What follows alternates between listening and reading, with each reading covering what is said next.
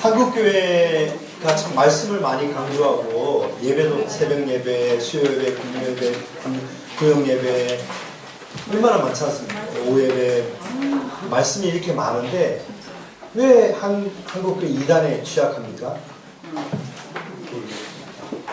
그게 이 훈련을 안 받았을 거예요. 교회들이, 중직자들이, 목회자들이, 교육자들이 이 신학 훈련 받아야 됩니다. 그냥 무조건 믿으십시오. 이렇게 교회를 끌고 가면 어느 때는 반드시 위기가 찾아오는데요. 이 훈련을 받으면 위기를 통과하고 더 이렇게 나가는데 이 훈련이 안 되니까 다 이단에 취약합니다. 말씀이 풍성한 것 같은데 굉장히 말씀이 취약해요. 홍수에 마실 물이 없다고 그러지 않습니까? 홍수 시대. 물은 넘쳐나는데 마실 물이 없어요. 그게 훈련이에요. 훈련. 근데 이게 처음에는 좀 어려울 수 있습니다. 무슨 역사적 해석, 이게 뭔가. 근데 이게 요게 한번 첫 단추 떼고, 그 다음에 구약개관, 신약개관 이렇게 또 하고요. 그 다음에 이게, 2000년 교회 역사 가운데 이게 어떻게, 어떤 사건을 통해서 어떻게 논쟁이 벌어지고, 이게 계속 반복되어 2000년 교회사 공부하고 교리 공부하고 하면 이게 쭉 흐름이 잡히고요. 그 다음에 그래야 기본적으로 됩니다. 그래야 교회 사역자가 될 수 있어요. 교사도 될 수 있고 장로도 될 수 있고 안수자도 될 수 있고 이게 훈련이 안 되고 사랑의 교회 제자훈련 시스템 저도 초창기 훈련을 칼 훈련 받았는데 보면 너무 빈약해요. 신학 훈련 너무 빈약하고 너무 이게 뭐 구원 뭐 이렇게 가르치게 하는데 너무 빈약해요. 좀 너무 안타깝습니다. 안타까워서 제가 좀 그렇습니다. 그래서 이제 장로님들 꼭 하셔야 돼요. 장로님, 제 목표는 장로님들을 다 목사 만드는 거예요. 신학교 가는 게 아니고, 이 훈련 다 마치고, 장로님들이 목사, 우리 세계 장로님 그러면 목사다. 목사 수준으로. 안수 집사, 권사님들은 전도사 수준이고, 집사는 안수 집사 수준이고, 당장 장로 시켜도 할 수 있을 정도로 그 정도 이 땅 백 만들고 일반 교인들 성도들은 이제 그냥 집사 수준 이렇게 가야죠. 그 수준을 이렇게 신학 수준, 영성 수준뿐만 아니라 다 높여야 돼요. 자, 계속 이제 공부하고 비유와 풍류에 대해서 제가 구문했는데요. 보이는 것을 보이지 않는 것으로 해석하는 거. 주의하라 그랬습니다. 보이지 않는 진리의 말씀 하나님 나라 보이지 않는 예수님의 그 마태복음 13장 천국 비유 보시면 보이지 않는 하나님 나라를 보이는 씨앗으로 설명하시지 않습니까? 그게 비유고요. 보이는 물과 포도주를 보이지 않는 진리로 포도주로 설명하니 이거는 풍류고 우하고 영지주의적 해석이고요. 이단이 그런 방법으로 우리에게 접근해서 이상한 것들을 집어넣는단 말입니다.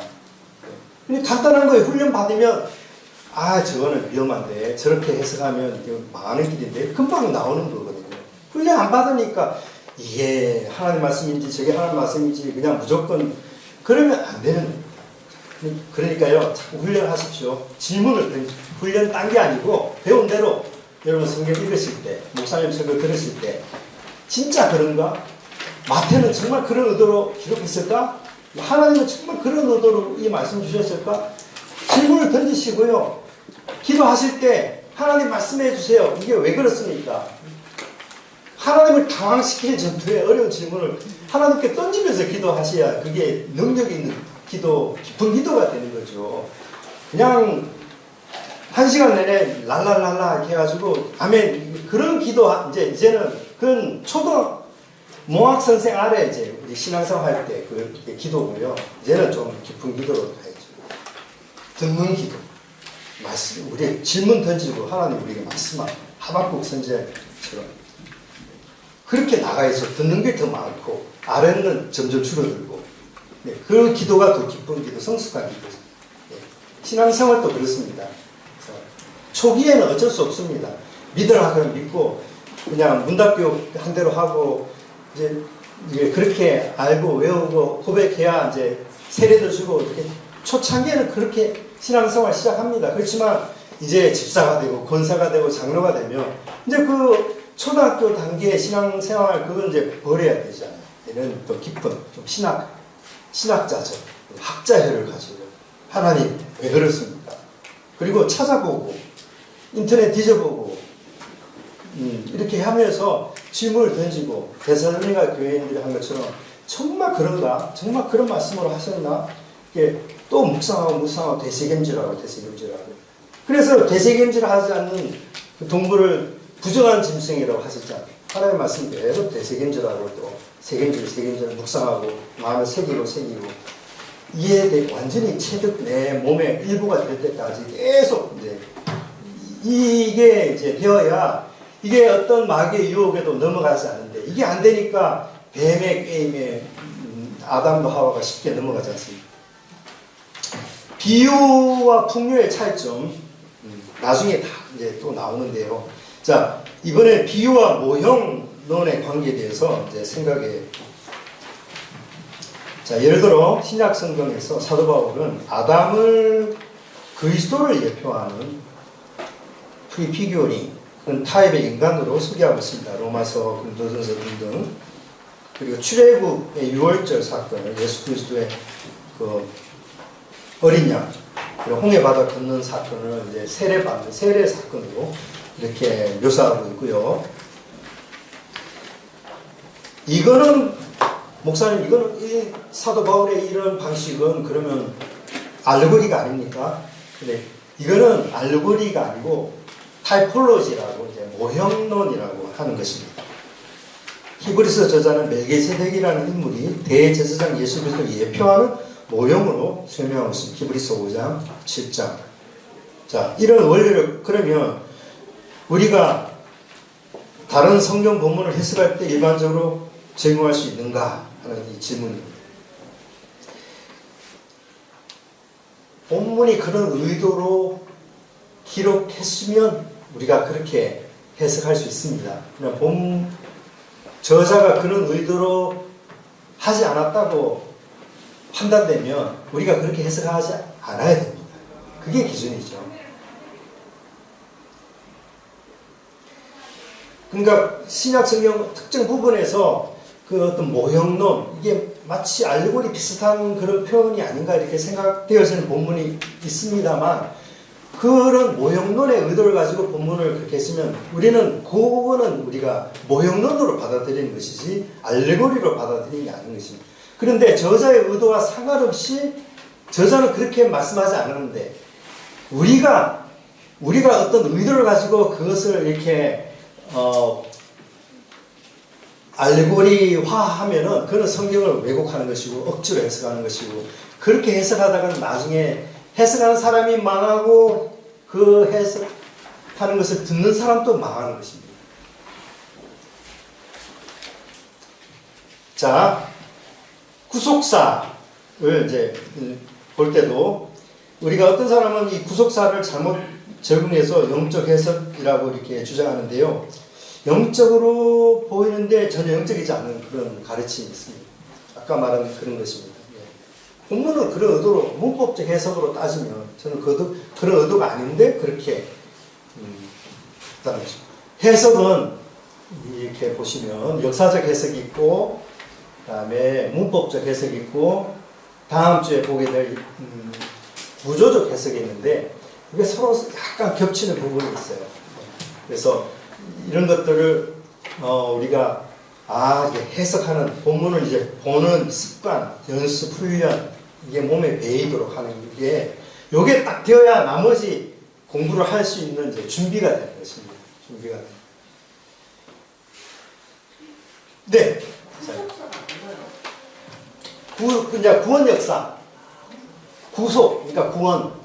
예, 구속 구원이지 않습니까? 그러니까 나중에 교리 공부할 때 설명할 겁니다. 속량은 무엇이고 구속은 무엇이고 구원이 무엇이고 그 단어들 좀 약간씩 차이가 있는데 하나님의 관점에서 볼 때 단어와 인간의 그걸 받는 구원을 받는 인간의 관점에서 쓰는 단어가 다르고 인간의 관점에서 구원이라는 말을 쓰고 하나님의 관점으로 보면 이제 속량이라는 말을 쓰고 혹은 구속이라는 말을 쓰고요.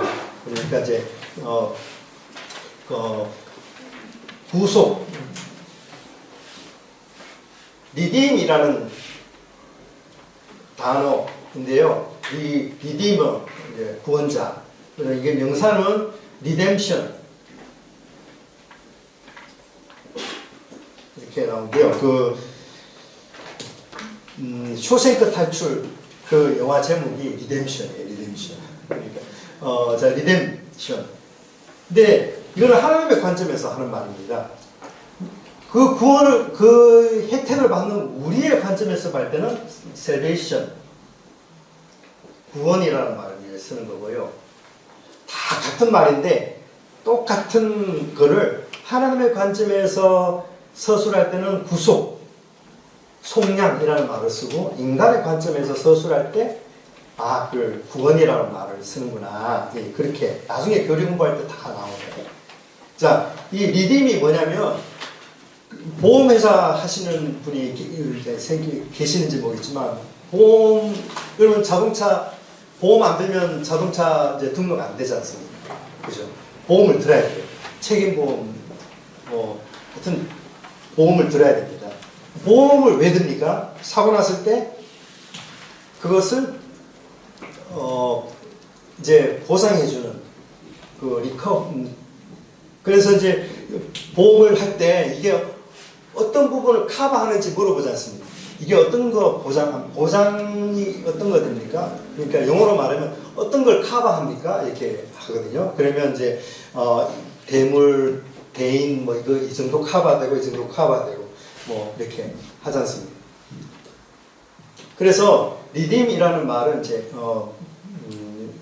recover 어떤 손실이 났을 때 내 힘으로 도저히 그 손실을 회복할 수 없는 그런 사고가 났습니다. 그럴 때는 보험회사가 출동해가지고 그 보험 약관에 따라서 이제 손실을 보상해주는 카바를 이제 커버리지를 확인해가지고 이제 그거를 이제 회복시켜주는 그거예요. 하나님이 하시는 일이 그런 것이다. 인간이 나 스스로를 어떻게 구원할 수 없는 그런 절망적인 상황에 처했는데 하나님이 나타나셔서 보험 처리 이렇게 다 해주시고 그걸 이제 쉽게 영어로 말하면 이제 buyback 되산다 이렇게 나오는데요. 이제 그게 구원입니다. 하나님의 관점에서 볼 때 구속 혹은 구원이라는 속량이라는 말씀. 근데 그 혜택을 받은 우리의 입장에서는 그게 구원이라는 것이죠.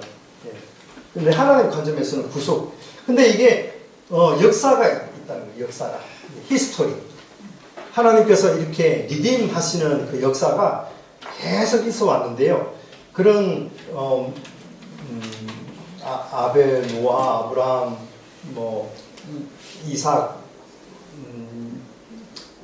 야곱, 요셉, 모세, 다윗 이렇게 시대마다 하나님께서 리딤하신 그런 일들이 계속 반복되어 왔단 말입니다. 그 전체적인 하나님이 하신 그 일의 이 히스토리, 그 흐름을 전체를 우리가 한다는 것을 이제 구속사적 관점이다. 이렇게 이야기를 하는 것입니다. 근데 하나님이 행하신 그 큰 역사의 그 흐름을 우리가 항상 기억하고 살아가는 것. 이제 구속사를 이해한다. 이런 말입니다. 근데 이거를 잘못 적용하는 사람들이 간혹 있는데요. 그게 뭐냐면,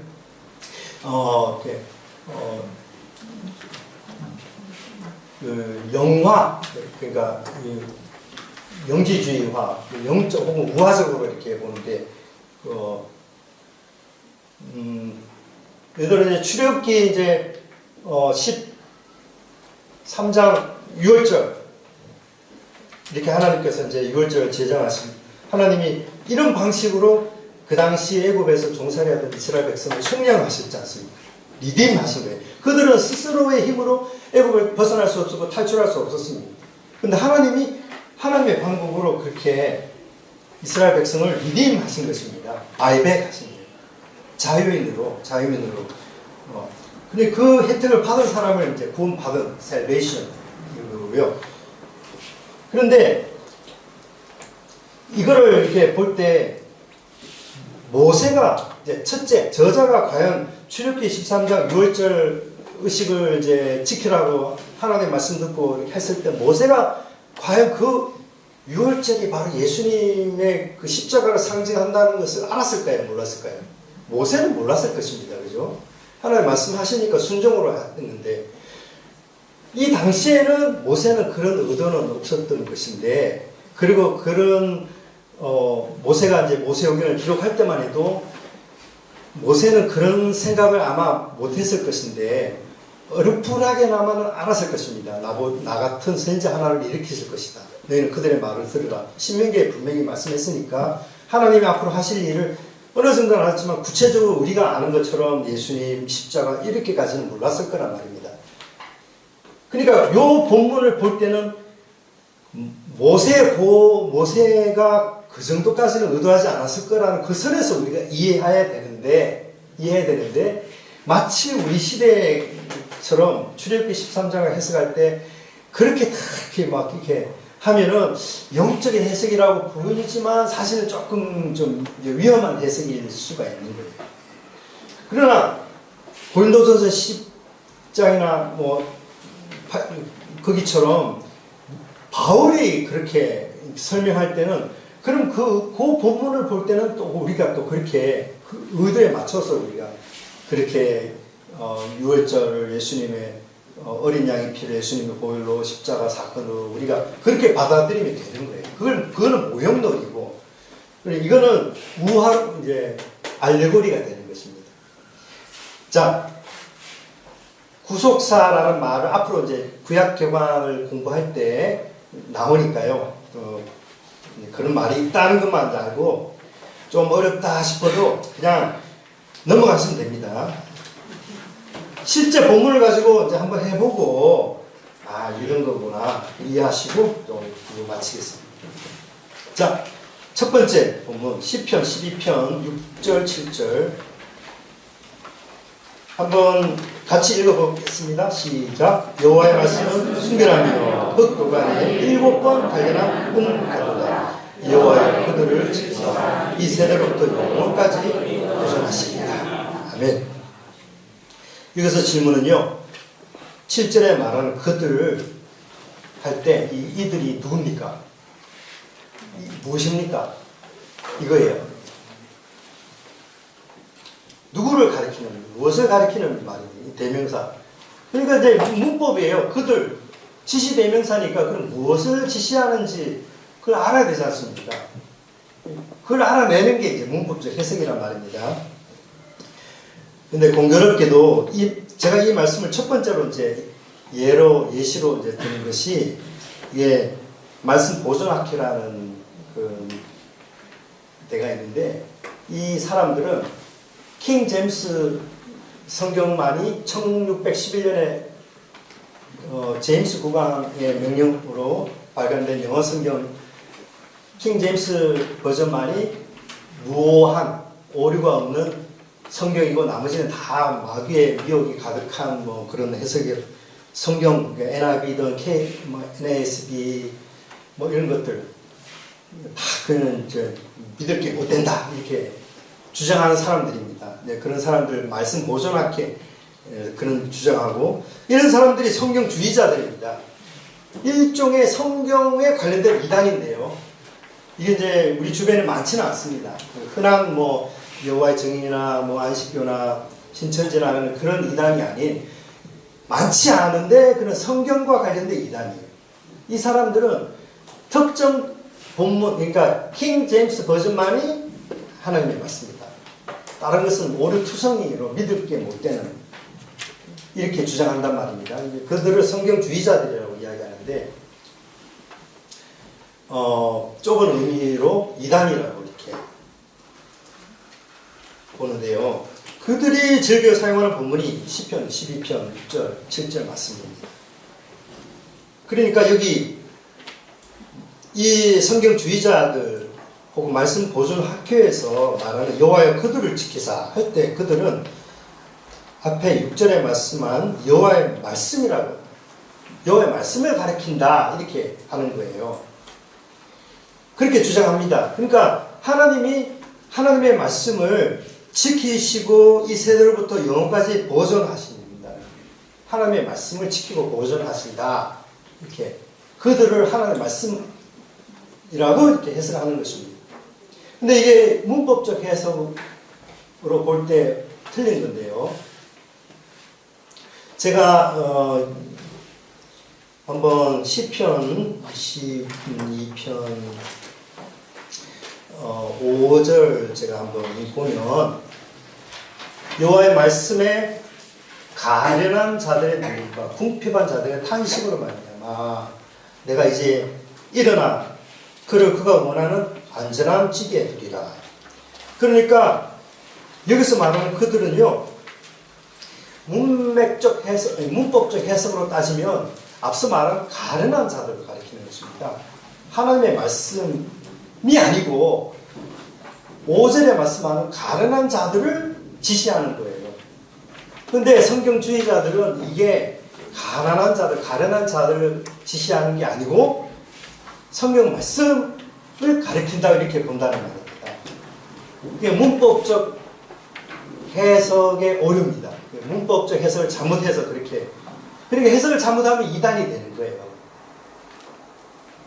그래 그 잘못된 해석의 가르침을 그대로 믿고 따르면 또 이제 스스로 멸망의 길로 가는 거죠. 그래서 베드로 사도가 경고하기를 억지로 해석하다가 스스로 멸망한다. 이렇게 경고한 것입니다. 여기서 말하는 그들을 가리킨 그들이라고 하는 것은 가난한 자들, 5절에 가난한 자들, 가련한 자들 말하는 것이지 성경을 말하는 건 아니다.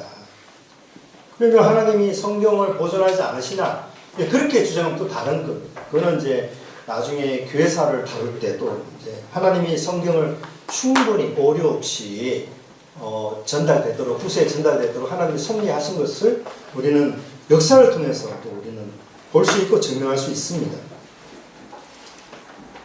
성경주의자들의 주장은 바로 특정한 번역본이 유일한 하나님의 말씀이고 다른 번역본은 믿을 수 없는 성경이다. 이렇게 주장하는 이들의 오류는요, 이 번역본이 무효하다는 것입니다. 원래 저자가 기록된 그 원본이 무효한 것이지 그것이 번역되고 또 사본으로 계속 카피되고 하는 과정에서 오류는 생길 수 있거든요.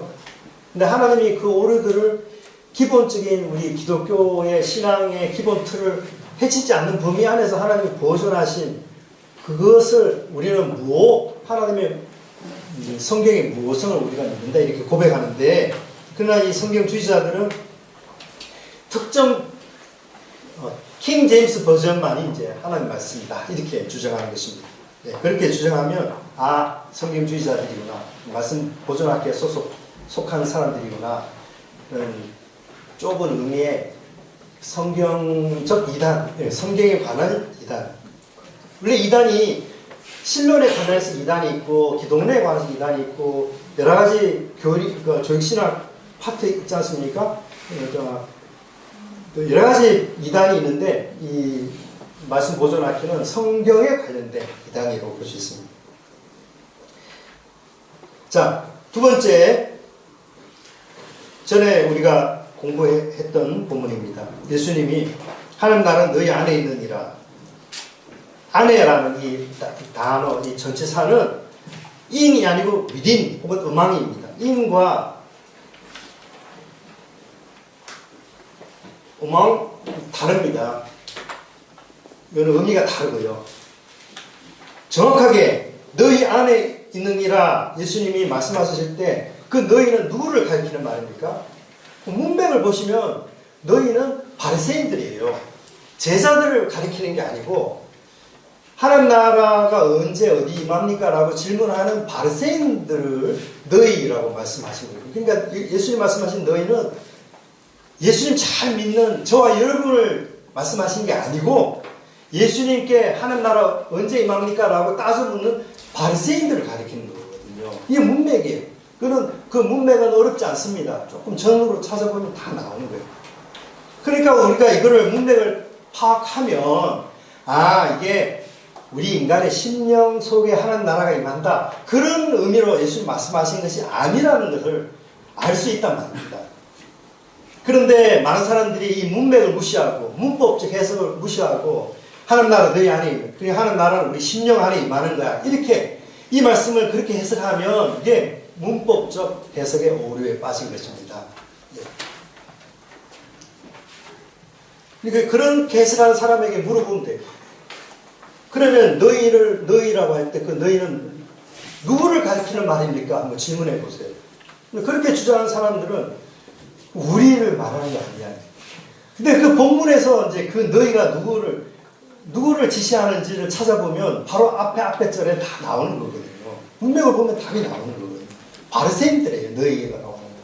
그러니까 예수님이 계시는데 예수님이 계시는데 바리새인들이 이렇게 둘러싸가지고 하나님 나라는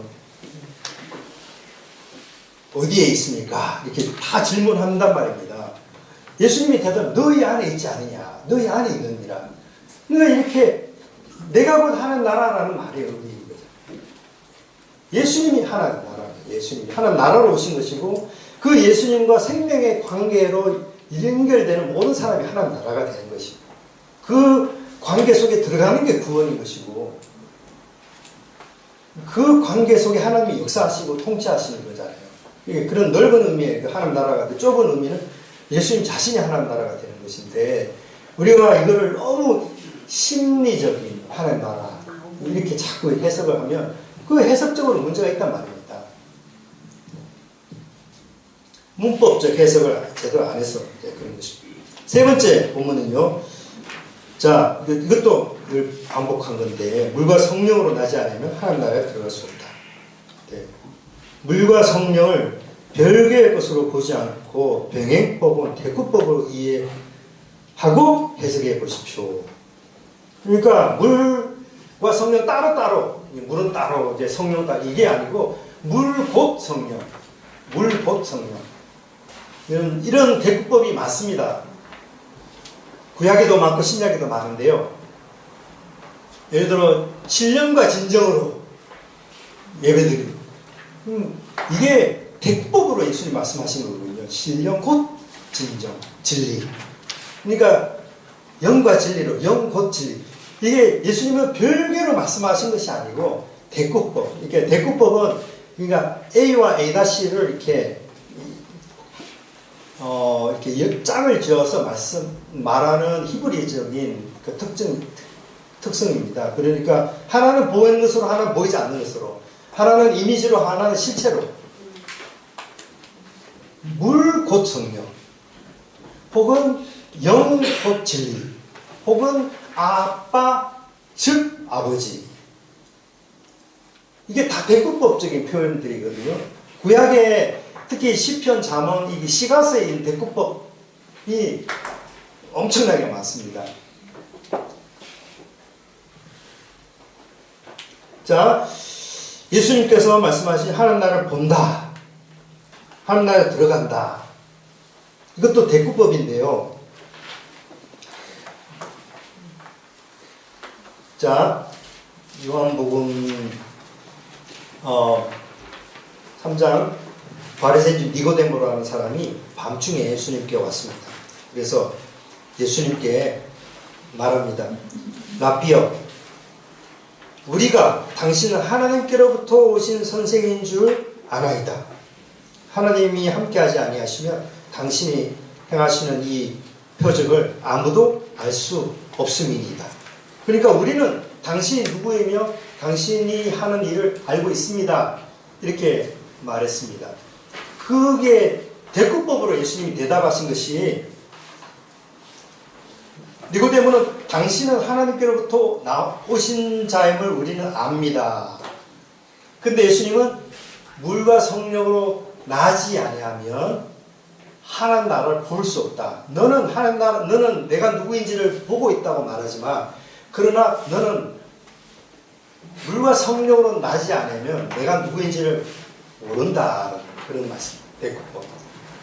그러니까 니고데모는 또 그건 난다는 이 말을 어떻게 하냐면, 어떻게 어머니 뱃속에 들어가 두 번째 나올 수 있습니까? 근데 예수님이 또 한 번 말씀하신 것이 5절 물과 성령으로 나지 아니하면 하나님 나라에 들어갈 수 없느니라. 이렇게. 그러니까 어머니 뱃속에 들어갔다가 어떻게 두 번째 나올 수 있습니까? 들어갔다가 나온다는 이 말을 예수님은 대꾸법을 어떻게 말씀하셨냐면, 어떻게, 그러니까 물과 성령으로 나지 않으면 하나님 나라에 들어갈 수 없는, 어머니 뱃속에 들어간다는 이 말과 예수님이 하나님 나라에 들어간다는 말, 이렇게 대꾸법 연결된다면 짝이 있어요. 그 짝을 찾아내시는 거예요. 예, 이 문법적 해석의 특징이 짝을 찾는 거예요. 짝. 그 짝만 잘 찾아내어도 기본적으로 이게 하나님 나라가 어떤 의미인지, 어떤 의미로 예수님 말씀하셨는지 이해가 되는 거예요. 짝을 찾아내는 짝. 그러니까 본다는 말과 안다는 말이 짝을 이루고 있고, 하나님 나라가 들어간다는 말과 이제 어머니 뱃속에 들어간다는 말이 짝을 이루고 있고, 또 하나님께로부터 오신 선생인 줄 안다라고 하는 것을 이제 예수님은 이제 하나님 나라를 본다 이렇게 또 표현합니다. 그러니까 이 대꾸법입니다. 자, 다음 마지막 페이지 이렇게 하셔서 5번 보시면, 자, 여러분 잘 아시는 시편 1편, 복 있는 사람은 악인의 꾀를 따르지 아니하며 죄인들의 길에 서지 아니하며 오만한 자들의 자리에 앉지 않고 우리 여호와의 법을 실구하며 그 법을 주야하는 묵상하는 자. 자, 병행법, 대꾸법으로 이 본문을 한번 해석해 보겠습니다. 악인들의 꾀라고 했습니다. 여기 보십시오. 악인들의 꾀가 서로 병행을 이루는 짝을 찾아보십시오. 그게 뭡니까? 찾아내는 거예요. 악인들의 꾀와 병행을 이루는, 대꾸를 이루는 것, 병행을 이루는 짝이 어디 있습니까? 예?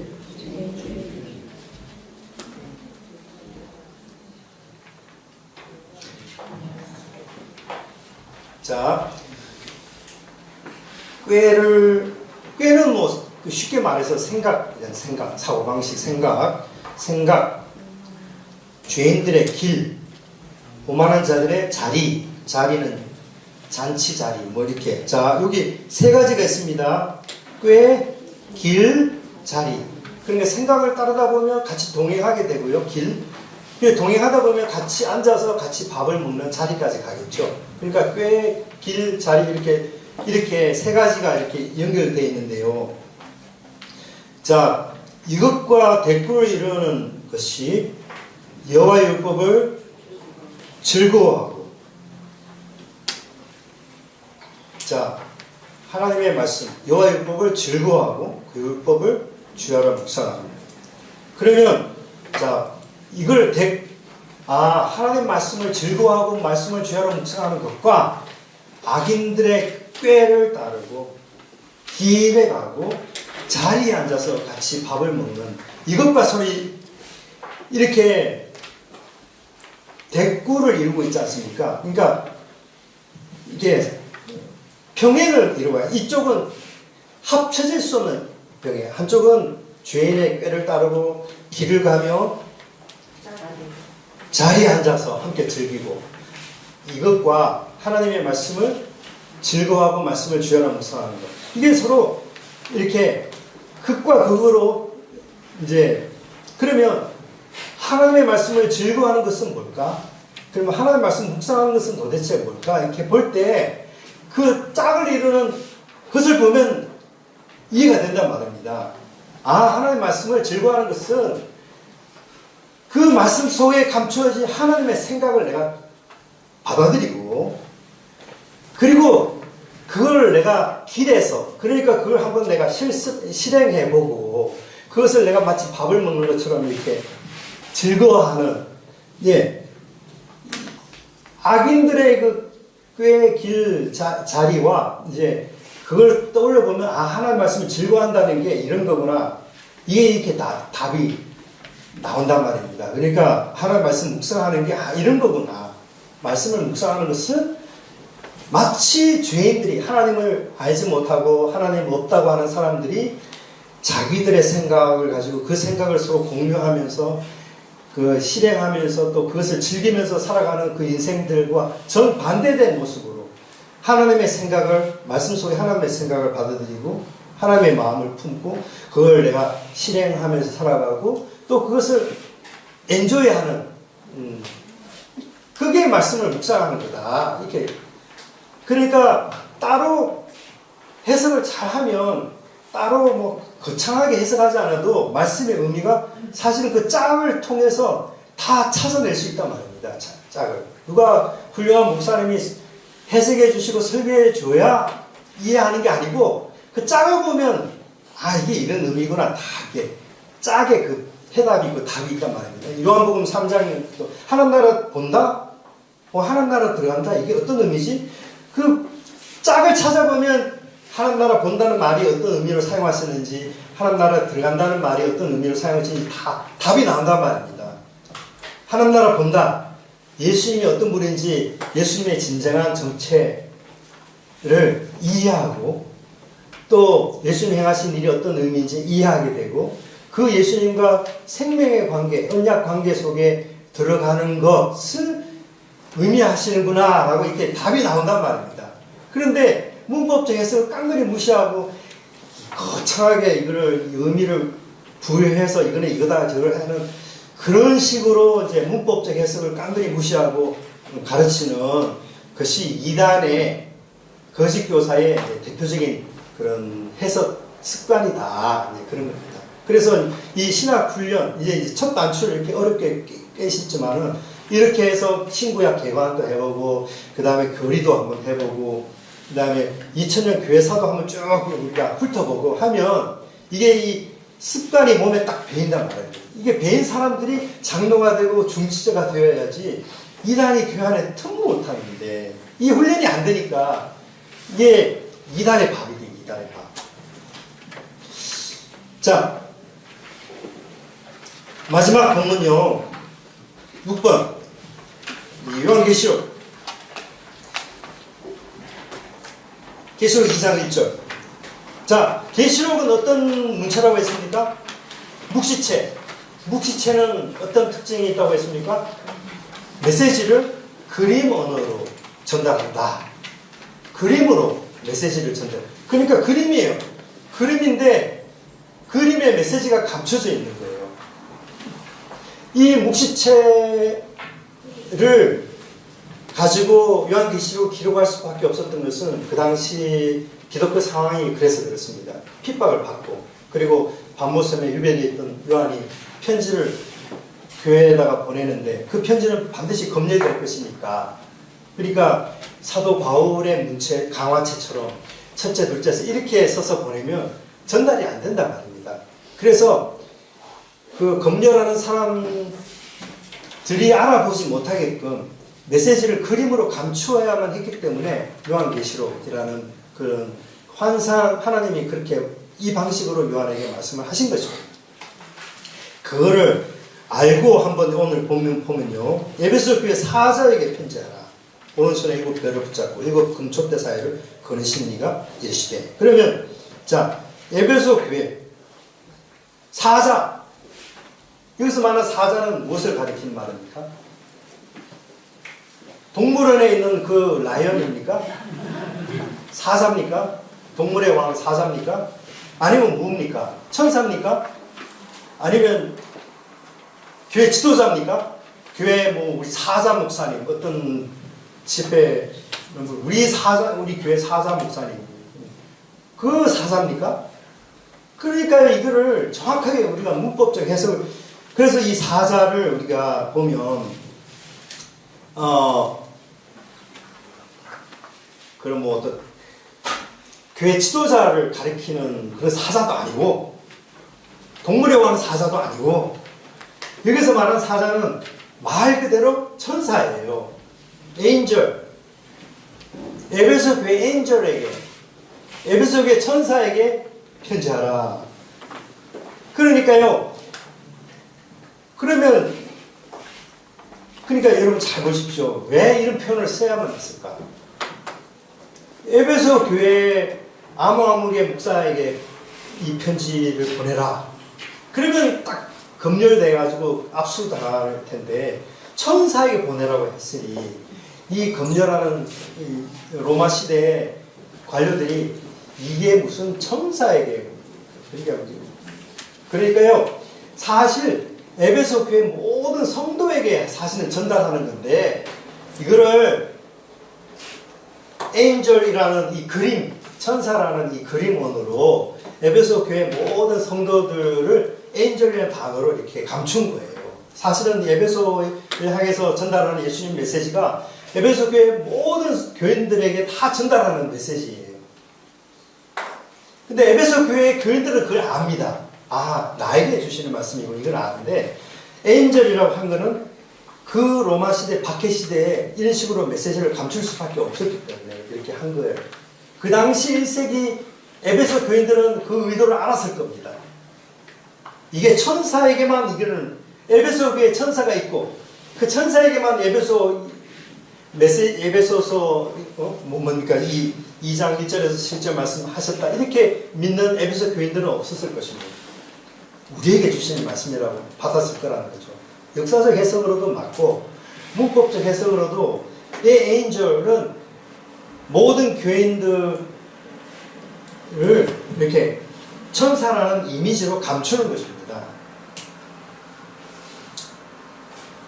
그런데 이거를 요한계시록을 이상하게 해석하는 많은 분들 중에 이거를 괴상하게 진짜 천사로 혹은 어떤 교회 사자로 이렇게 해석하는 분들이 간혹 있어서 이제 그런데요. 자, 오른손에 일곱 별, 일곱 금축대. 여기 예수님께서 이미 일곱 별은 무엇이고 금축대는 일곱 교회다 이렇게 말씀하신 것입니다. 자, 일곱 금축대는 일곱 교회다. 그렇지? 일곱 교회. 자, 이 소아시아 여기 마지막인데요. 예, 터키 지방, 소아시아의 지금의 터키 지방에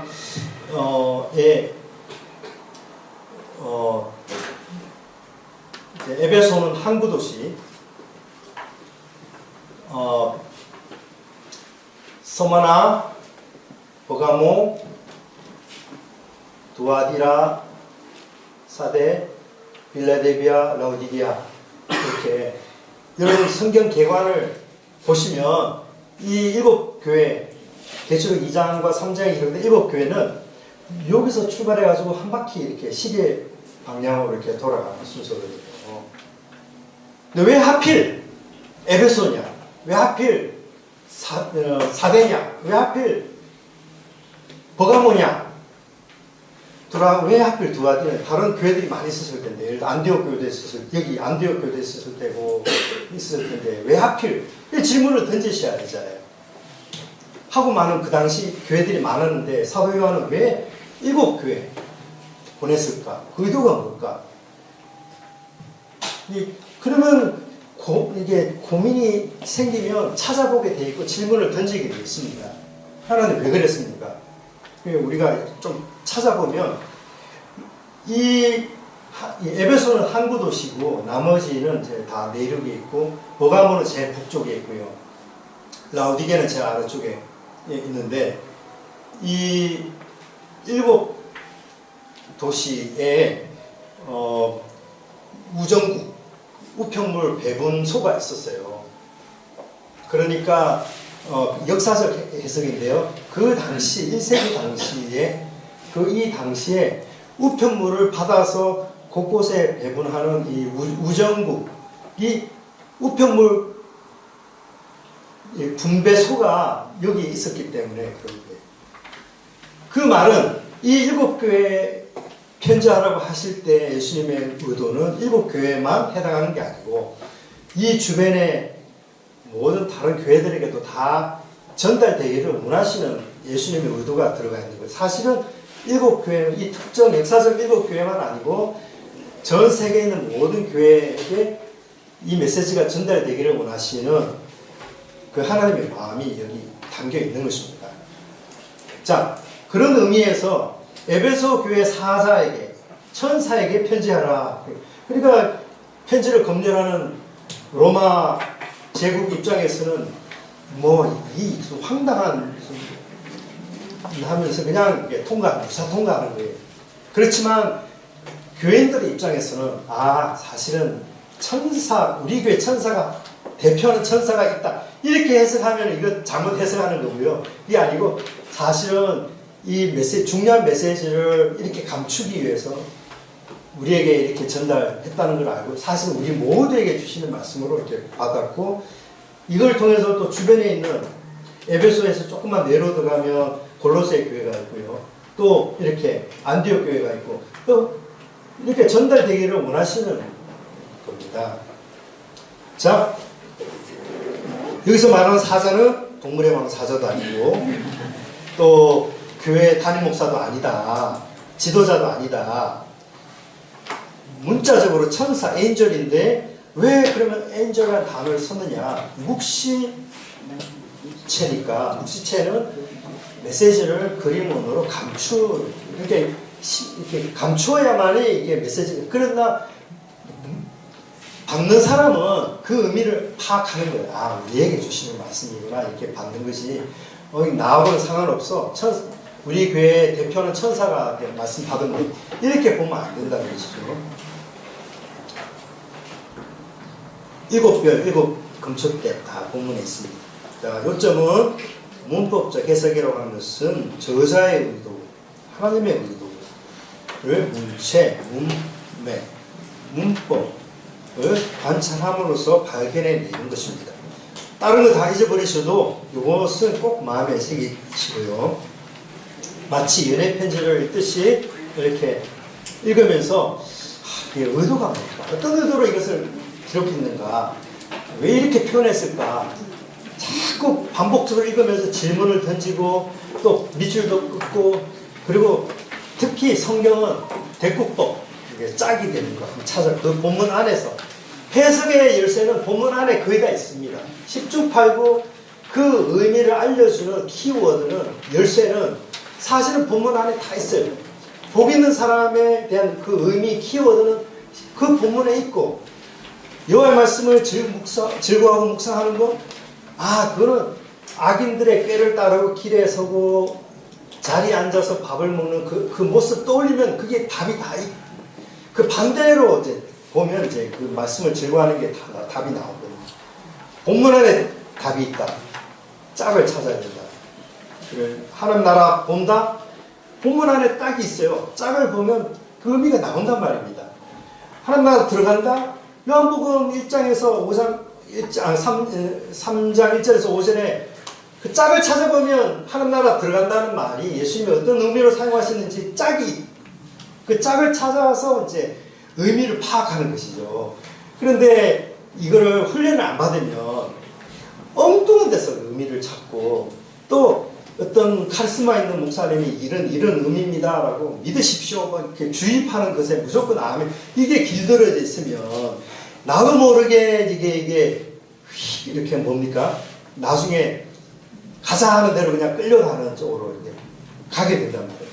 그러니까 그렇게 되지 않으려고 끊임없이 내가 생각하고 질문 던지고 여러분 기도하실 때 아까 말씀드렸잖아요. 이제 신앙생활 초기는 1시간 룰루랄라 신앙생활 했다면 좀 이제 성숙해지면 한 5분 정도 아래고 한 55분은 듣고 묻고 듣고 묻고 듣고 그러면 기도 생활이 이제 재밌단 말입니다. 그리고 성경도 마찬가지예요. 그냥 무조건 아멘 이게 아니고 하나님이 왜 이런 말씀하셨을까? 저자는 왜 어떻게 말씀하실까?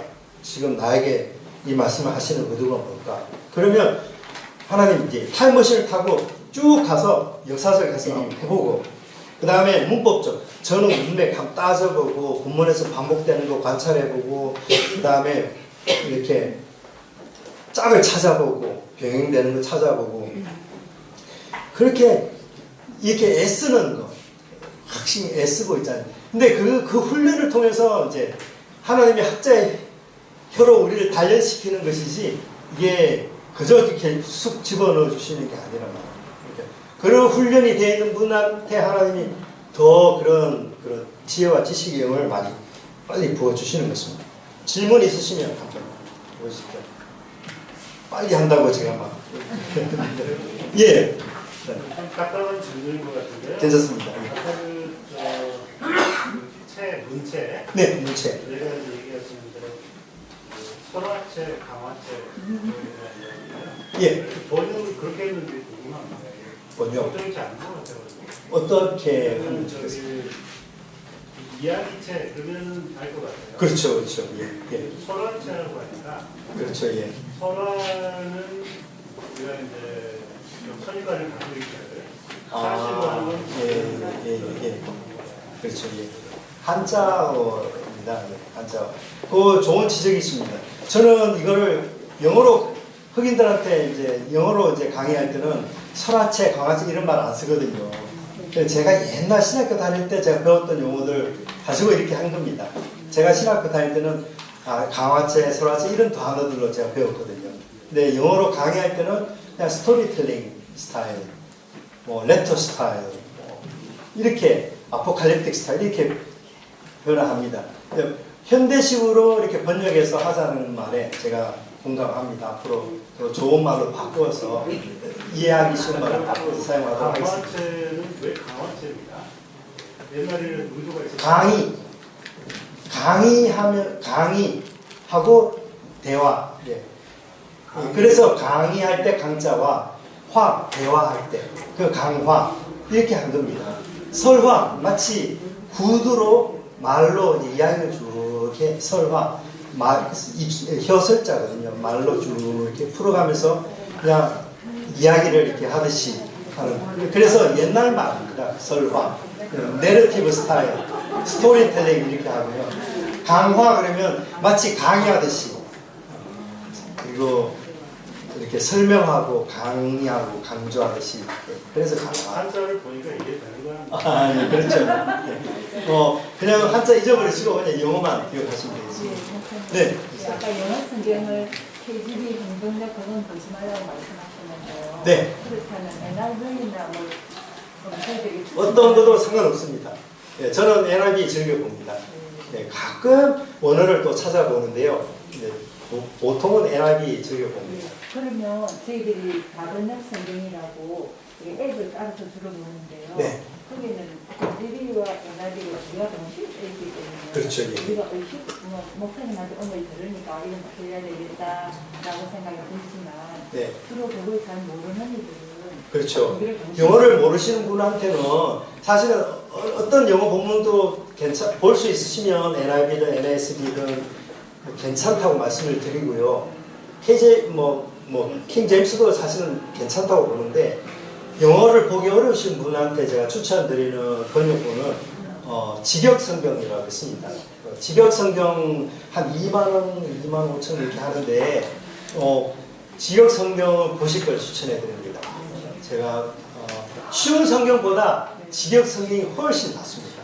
네. 직역 성경 검색해 보시면 다 팔거든요. 한 2만 한 5천 원 이렇게 하는데 그거 보시면 성경 이렇게 그 원어를 직역하듯이 이렇게 번역한 거라 도움이 많이 되실 겁니다. 강추할 겁니다.